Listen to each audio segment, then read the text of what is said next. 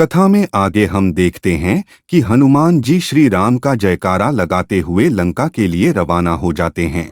वह अति सूक्ष्म रूप धर लंका में प्रवेश करते हैं और वैधराज को खोजकर उन्हें अपने साथ चलने को कहते हैं। राजवैद्य सुषेण उन्हें मना करता है तो वे उन्हें घर समेत उठाकर श्री राम की सेवा में ले आते हैं। विभीषण उन्हें सारी स्थिति से अवगत कराते हैं और लक्ष्मण के प्राणों की रक्षा करने की प्रार्थना करते हैं। तब वैद्य सुषेण कहते हैं, मैं लंका निवासी हूँ, अपने देश के शत्रु को नहीं बचा सकता। देशभक्ति मेरा धर्म है, मैं शत्रु पक्ष के लिए कुछ नहीं कर सकता। जिस प्रकार मुझे लाया गया है उसी प्रकार मुझे वापस लंका पहुंचा दिया जाए। तब विभीषण जी उन्हें समझाते हुए कहते हैं, वेद का धर्म है सबकी पीड़ा हरना और रोगी के प्राणों की रक्षा करना। वह सारी मानव जाति का हो जाता है। उसके लिए देश और काल की सीमा नहीं होती। आपके सामने एक और देशभक्ति और दूसरी और एक वेद का शाश्वत धर्म है। वेद किसी एक के लिए नहीं परंतु सारी मानव जाति के दुख की रक्षा का उपाय करने और उनकी पीड़ा हरने के लिए होता है। यही चिकित्सक का सर्वोपरि तथा एकमात्र धर्म है। क्या इससे विमुख होकर आप आयुर्वेद के मूल सिद्धांतों से विश्वासघात करेंगे? यदि आप ऐसा करेंगे तो आपकी विद्या असफल हो जाएगी, उसकी दिव्यता चली जाएगी, आपके हाथों दी हुई औषधि फिर फलहीन हो जाएगी। उस पर राम कहते हैं, वेद का कोई शत्रु नहीं होता, कोई मित्र नहीं होता। वेद और रोगी के बीच केवल विश्वास की एक अलौकिक डोर होती है। वेदराज, मैं अपने भाई को आपको सौंपता हूँ। राजभक्ति का पालन करने के लिए चाहे तो आप इसके प्राण ले लीजिए अथवा वेद धर्म का पालन करने के लिए इसे जीवन दान दे दीजिए। तब वैद्य सुषेण कहते हैं, मुझे माफ कर दीजिए, आपने आज मुझे धर्म से विचलित होने से बचा लिया। रावण के भय से मैं अपना कर्तव्य भूल गया था। भगवान धन्वंतरी इसके लिए मुझे क्षमा करें। और इसके बाद वह लक्ष्मण की नाड़ी देखता है और अति सूक्ष्मता से उसका निरीक्षण करता है और कहता है, हृदय पर गहरा आघात है, श्वास नलिका भी अवरुद्ध होती जा रही है। मेरी वनस्पतियों और जड़ी बूटियों में ऐसी जड़ी बूटी नहीं है जिससे इसका उपचार कर सकूं। अतः यदि कोई हिमालय में कैलाश पर्वत पर स्थित दिव्य औषधियों में से मृत संजीवनी बूटी ला सके तो लक्ष्मण जी के प्राण बचाए जा सकते हैं, परंतु यह कार्य सूर्य उदय से पूर्व हो जाना चाहिए। जिस पर श्री राम कहते हैं कि धरती के इस पार से दूसरे छोर तक जाकर संजीवनी बूटी लाना, वो भी केवल एक रात में, यह तो असंभव है। तब हनुमान कहते हैं कि प्रभु, लगता है आपका अपने सेवक से विश्वास उठ गया है। असंभव को संभव करना हनुमान का काम है। यदि सूर्योदय से पहले मैं बूटी नहीं ला सका तो मैं अपना मुंह आपको कभी नहीं दिखाऊंगा। यह कहते हुए हनुमान संजीवनी बूटी लाने निकल पड़ते हैं। हनुमान पवन की गति से हिमालय की ओर बढ़ते हैं। उन्हें रोकने के लिए रावण अपने मायावी राक्षस को भेजता है, जो साधु का वेश बनाकर हनुमान को रोकने का प्रयास करता है, परंतु जल्द ही हनुमान को उसका मायाजाल ज्ञात हो जाता है। वह उसे मारकर हिमालय पर्वत की तरफ बढ़ जाता है। हनुमान जी देखते हैं कि हिमालय के मध्य में दिव्य औषधियों का एक पर्वत है। हनुमान जी इन दिव्य औषधियों के पास जाते हैं और देखते हैं कि सारा पर्वत ही इन औषधियों के प्रकाश से जगमगा रहा है, जिन्हें देख हनुमान जी उलझन में पड़ जाते हैं कि कौन सी मृत संजीवनी है। फिर वह सोचते हैं कि एक एक पल कीमती है, मैं पूरा पर्वत ही उठाकर ले जाता हूँ, वेदराज स्वयं ही पहचान कर लेंगे। यह सोच वे पूरा पहाड़ ही उठाकर चल देते हैं। वे पवन की गति से लंका की तरफ बढ़ाते हैं। दूसरी तरफ हमें श्री राम को दिखाया जाता है।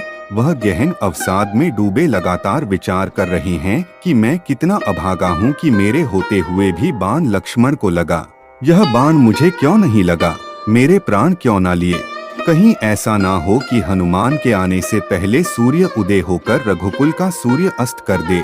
ऐसे विचार करते हुए तथा आंखों में आंसू लिए हुए वे लगातार संकट मोचन हनुमान की राह देख रहे होते हैं। तब सुग्रीव की नजर हनुमान पर पड़ती है। उन्हें आता देख सबकी आंखें खुशी से चमक उठती हैं। वेदराज कहते हैं, हनुमान, हमने तो केवल आपसे मृत संजीवनी मंगवाई थी, आप तो पूरा पहाड़ ही ले आए। तब हनुमान जी कहते हैं, हे वेदराज, हम आपकी तरह तो आयुर्वेद के ज्ञाता है नहीं, जो संजीवनी बूटी की पहचान कर लेते, इसलिए पूरा पहाड़ ही उठा लाए। अब आप ही संजीवनी बूटी की पहचान कर लीजिए। तब वेदराज उन दिव्य औषधियों को प्रणाम कर मृत संजीवनी प्राप्त करते हैं तथा उसके रस को लक्ष्मण जी को पिलाते हैं। मृत संजीवनी अपना असर दिखाती है और लक्ष्मण के मृत शरीर में प्राण आ जाते हैं। लक्ष्मण जी अपनी आंखें खोलते हैं, सभी के चेहरे खुशी से चमक उठते हैं। राम लक्ष्मण को सारी बात बताते हैं और कहते हैं कि तुम्हारे ऊपर बहुत बड़ा संकट आया था और उस संकट का निदान किया है संकट मोचन हनुमान ने। वेदराज हनुमान जी से उस दिव्य औषधियों के पर्वत को हिमालय में पुनः स्थापित करने को कहते हैं। वहीं अयोध्या के राजमहल में लक्ष्मण जी की धर्मपत्नी उर्मिला के भुजे दीपक पुनः जल उठते हैं, जिन्हें देख वह शंका मुक्त हो जाती हैं। त्रिजटा माता सीता को लक्ष्मण के ठीक होने की सूचना देती हैं, जिसे सुन वह भगवान का धन्यवाद करती हैं।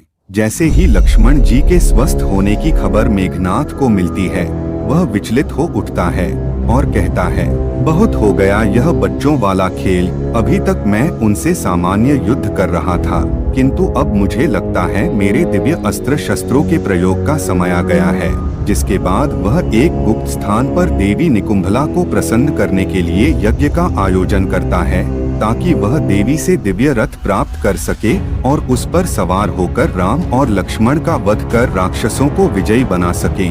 दूसरी ओर विभीषण राम को बताते हैं कि मेघनाथ देवी निकुंभला का यज्ञ कर रहा है। यदि उसका यज्ञ पूर्ण हो गया तो यज्ञ की ज्वाला से एक दिव्य रथ प्रकट होगा, जिस पर बैठने के पश्चात मेघनाथ को कोई परास्त नहीं कर सकता। विभीषण इसका रहस्य बताते हुए कहते हैं कि एक समय इंद्र ने रावण को बंदी बना लिया था। तब मेघनाथ ने अदृश्य होकर रावण को मुक्त करा लिया तथा इंद्र को बंदी बनाकर लंका ले आया। तब स्वयं ब्रह्मदेव मेघनाथ के पास जाकर इंद्र को मुक्त कराने के बदले में मेघनाथ को वरदान देते हैं कि जब भी वह अपनी कुलदेवी का यज्ञ करेगा तो उसे एक दिव्य रथ प्राप्त होगा। जब वह उस रथ पर बैठकर युद्ध करेगा तो उसे कोई हरा नहीं पाएगा, वह अजय हो जाएगा। किंतु ब्रह्मदेव ने इसमें एक शर्त भी लगाई थी कि यदि यज्ञ पूर्ण होने से पहले उसका कोई शत्रु देवी के गुप्त स्थान तक पहुंच गया तो वही उसका वध करेगा। विभीषण कहते हैं कि हे प्रभु, मेघनाथ को मारने का यही एक उपाय है कि उसके यज्ञ को असफल कर दिया जाए। राम लक्ष्मण को यज्ञ स्थल पर जाने तथा उसे असफल करने की आज्ञा देते हैं। विभीषण लक्ष्मण की सहायता के लिए उसके साथ जाते हैं। यज्ञ स्थल की सुरक्षा के लिए तैनात राक्षस सैनिकों पर वानर सेना टूट पड़ती है। सुरक्षा दीवार तोड़ हनुमान और अंगद अंदर प्रवेश कर जाते हैं।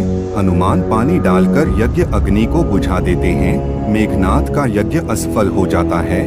वह क्रोध से भभकता हुआ गुफा से बाहर आता है और लक्ष्मण के साथ विभीषण को देखकर समझ जाता है कि देवी निकुंभला का यज्ञ उसके कारण ही विध्वंस हुआ है।